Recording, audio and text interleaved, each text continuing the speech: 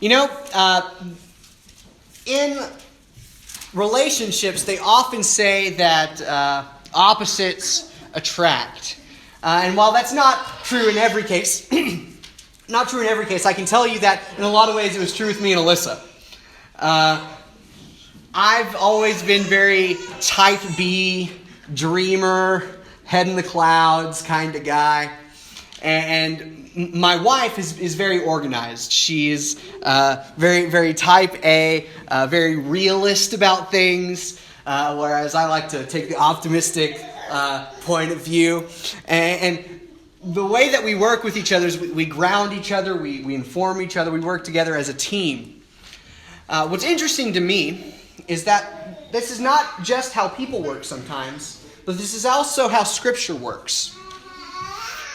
Often, we only get one half of the story when we read Scripture. We don't let the whole concert of Scripture talk to each other. And this evening, I want to look at two Scriptures that I think do what my wife and I do for each other, which is ground. The first you're very familiar with. Matthew 7, verse 1 says, "Judge not, lest you be judged. For with the judgment you pronounce, you will be judged, and with the measure you use, it will be measured to you.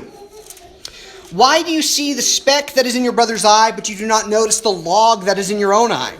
Or how can you say to your brother, 'Let me take the speck out of your eye,' when there is a log in your own eye? You hypocrite! First take the log out of your own eye, and then you will see clearly to take the speck out of your brother's eye." We have this famous passage, and it's famous for a reason. Do not judge. Mercy is at the heart of the gospel. Mercy is at the heart of what it means to be Christian. But the scripture that I want to read as well tonight might be a little bit lesser known, but it gives us a slightly different picture. Ezekiel is a prophet of the Lord, a prophet of Israel. And in chapter 3, starting in verse 16, he's been kind of weeping for 7 days. And in verse 16 it starts, "At the end of 7 days, the word of the Lord came to me. 'Son of man, I have made you a watchman for the house of Israel. Whenever you hear a word from my mouth, you shall give them a warning from me. If I say to the wicked, you shall surely die, and you give him no warning, nor speak to warn the wicked from his wicked way in order to save his life, that wicked person shall die for his iniquity, but his blood I will require at your hand. But if you warn the wicked, and he does not turn from his wickedness or his wicked way, he shall die for his iniquity, but you will have delivered your soul.'" See, the charge that Ezekiel is given as a prophet of the Lord, he says, if I tell you to speak, to warn the wicked, if the message I give you is that the wicked shall die, and you don't tell them, their blood I require from you. He says, they will perish, and it's on you.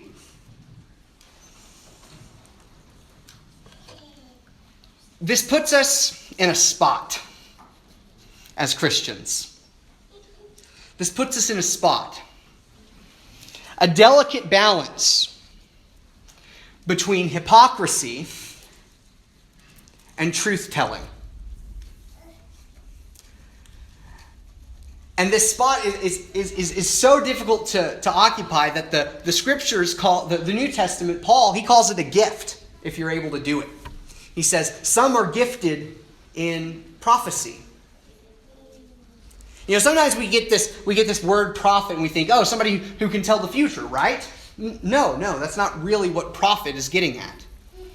The Old Testament prophet, the New Testament prophet, the person who the Bible calls a prophet is someone who relays the truth of God, who says what God says. And Paul says, not everyone is a prophet. It's a delicate place to be. It's a difficult place to be. And so tonight I want to encourage us to look at both of these scriptures in concert. Not separately, but together.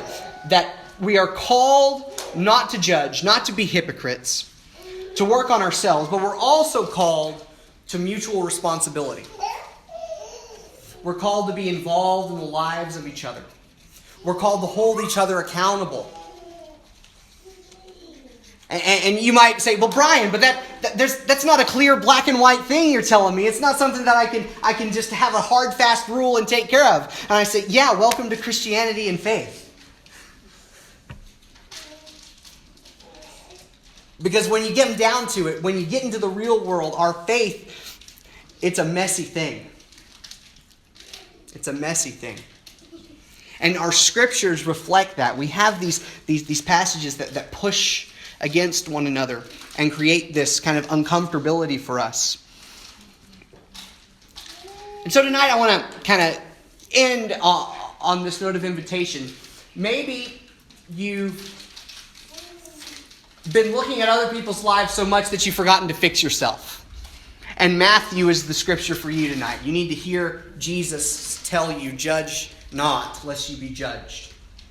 Maybe you've been so uninvolved with the people around you and so apathetic to the state of their souls that you need to be recalled to engage them and to be a community again. If that's where you are, this is the time we can pray for you as well. If you have any need, would you please come as we stand and as we sing.